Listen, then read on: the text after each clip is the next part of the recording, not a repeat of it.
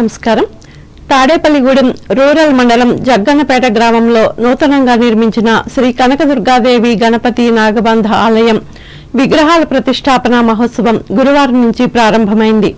తొలి రోజు మంగళ వాయిద్యాలు, వేద స్వస్తితో యాగశాల ప్రదక్షిణ, విఘ్నేశ్వర పూజ, దీక్షాధారణ, మూల మంత్ర హోమాలు నిర్వహించారు.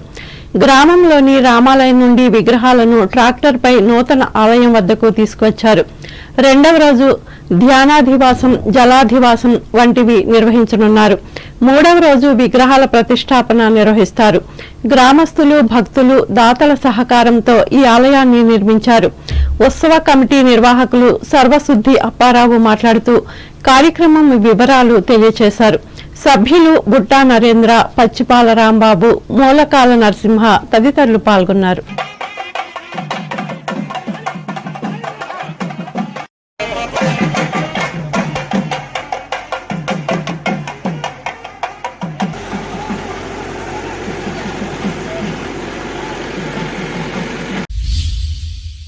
తూర్పుగోదావరి జిల్లా వార్తలు.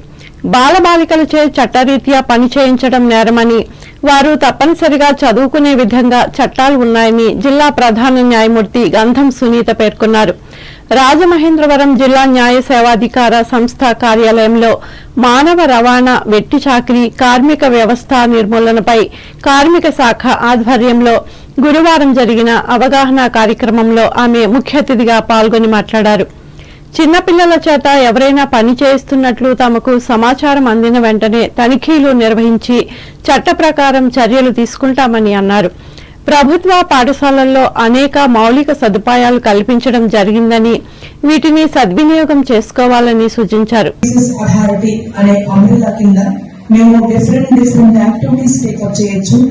నల్సా అంటే national legal services authority supreme చాలా గైడ్ లైన్స్ ఫ్రేమ్ చేసి స్కీమ్స్ ఇంట్రడ్యూస్ చేశారు. ఈవెన్ కరోనాలో చనిపోయిన పేరెంట్స్ పిల్లలకు కూడా లాక్స్ ఆఫ్ రూపీస్ వాళ్ళకి అమౌంట్స్ చెక్స్ రూపంలో ఇవ్వడం జరిగింది.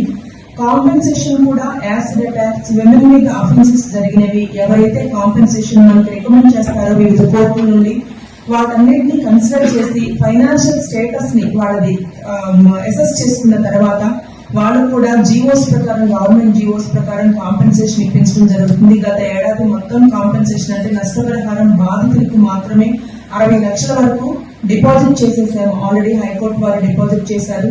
ఇలా వివిధ రకాలైనటువంటి స్కీమ్స్ ద్వారా పబ్లిక్ అవేర్నెస్ తీసుకురావాలి. స్కీమ్స్ గురించి పబ్లిక్ అవేర్నెస్, చట్టాల గురించి పబ్లిక్ అవేర్నెస్. ఈ కార్యక్రమంలో కార్మిక శాఖ సహాయ కమిషనర్ బిఎస్ఎం వల్లి, జిల్లా మహిళా, స్త్రీ, శిశు సంక్షేమ అధికారి కె విజయ్ కుమారి తదితరులు పాల్గొన్నారు. ఉండ్రాజవరం మండలం వేలివెన్ను గ్రామానికి 25 సంవత్సరాల పాటు సర్పంచ్గా, మండల పరిషత్ మొదటి అధ్యక్షునిగా, ఈ ప్రాంత అభివృద్ధికి విశేషంగా కృషి చేసిన తొలితరం పెద్ద సిద్ధాశ్రమం వ్యవస్థాపకులు నందిగం సీతారామయ్య శత జయంతి వేడుకలను గ్రామంలో గురువారం ఘనంగా నిర్వహించారు. ఈ సందర్భాన్ని పురస్కరించుకుని ఆయన కాంస్య విగ్రహాన్ని నెలకొల్పి ఆవిష్కరించారు. వైభవంగా జరిగిన ఈ కార్యక్రమంలో ప్రజా వైద్యులు తాతిన రామబ్రహ్మం, ప్రముఖ వైద్యులు నిమ్మగడ్డ అచ్యుతరామయ్య, దాసరి వెంకట్రావు, శశి విద్యా సంస్థల వ్యవస్థాపకులు బూరుగుపల్లి వేణుగోపాలకృష్ణ, సీతారామయ్య కుమారులు నందిగం సూర్యనారాయణ, నందిగం భాస్కర్ రామయ్య, వివిధ విద్యా సంస్థల అధినేతలు, గ్రామ ప్రజలు పాల్గొని నివాళులర్పించారు. జై సీతారామయ్య గారు, జై సీతా. అంబేద్కర్ కోనసీమ జిల్లా వార్తలు. అంబేద్కర్ కోనసీమ జిల్లాను కోకో హబ్ గా తీర్చిదిద్దాలని ఈ జిల్లా కలెక్టర్ ఆర్ మహేష్ కుమార్ రైతులకు సూచించారు. పి గన్నవరం మండల పరిధిలోని ముంగండ గ్రామంలో కండవల్లి నాగేశ్వరరావుకు చెందిన కొబ్బరి తోటలో సాగు చేస్తున్న కోకో, అరటి, జామ, మిరియాలు తదితర అంతర పంటల సాగు విధానాలను క్షేత్రస్థాయిలో ఆయన పరిశీలించి అనంతరం మాట్లాడారు.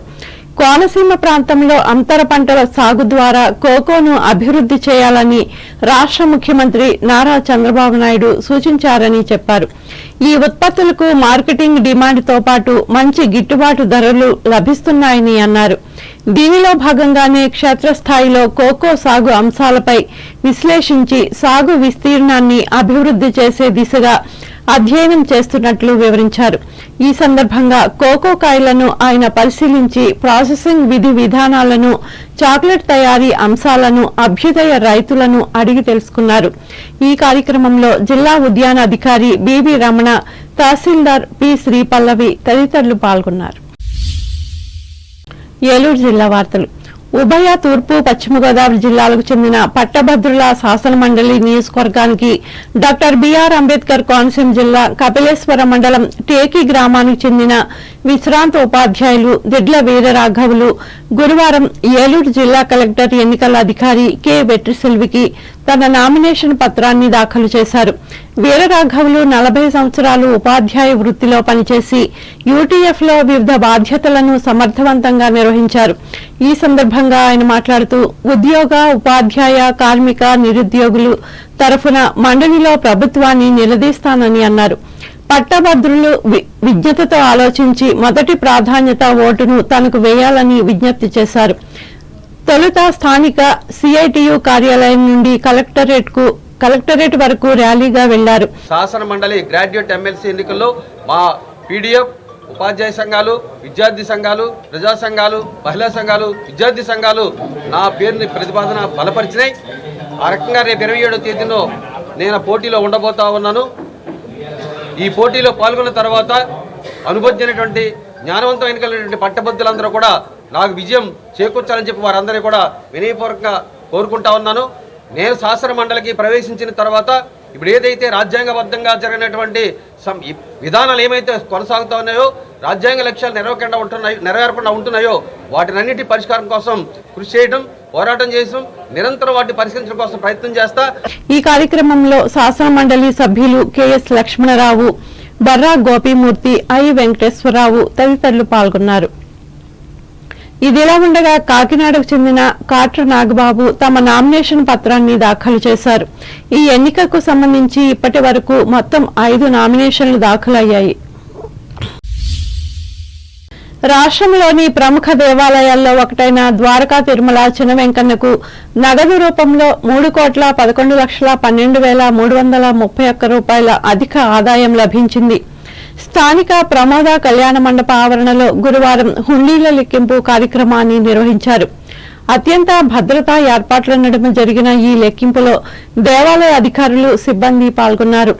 ఈ హుండీల లెక్కింపులో నగదుతో పాటు కానుకల రూపేణా 305 గ్రాముల బంగారం, 6 కేజీల 455 గ్రాముల వెండి లభించినట్లు ఇన్ఛార్జి ఈవో వి త్రినాథరావు తెలిపారు. అలాగే విదేశీ కరెన్సీ సైతం అధికంగా లభించింది.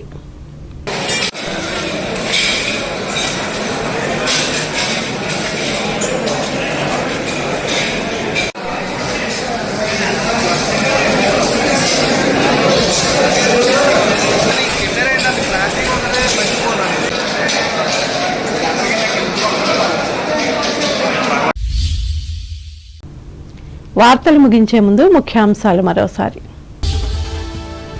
ఇరగవరం మండలంలో కూటమి ఎమ్మెల్సీ అభ్యర్థి రాజశేఖర్ విజయం కోసం ప్రచారం చేసిన రాష్ట్ర మాజీ మంత్రి కిడారి. తణుకు విద్యా సంస్థలలో కొనసాగుతున్న టైఫాయిడ్ నివారణ వ్యాక్సినేషన్ల సేవలు ఆధ్వర్యం వహించిన సజ్జాపురం లయన్స్ క్లబ్. రాష్ట్ర అభివృద్ధికి కూటమి ఎమ్మెల్సీ అభ్యర్థులను గెలిపించాలి, తాడేపల్లిగూడెంలో పట్టభద్రులకు విజ్ఞప్తి చేసిన ఎమ్మెల్యే బొలిశెట్టి.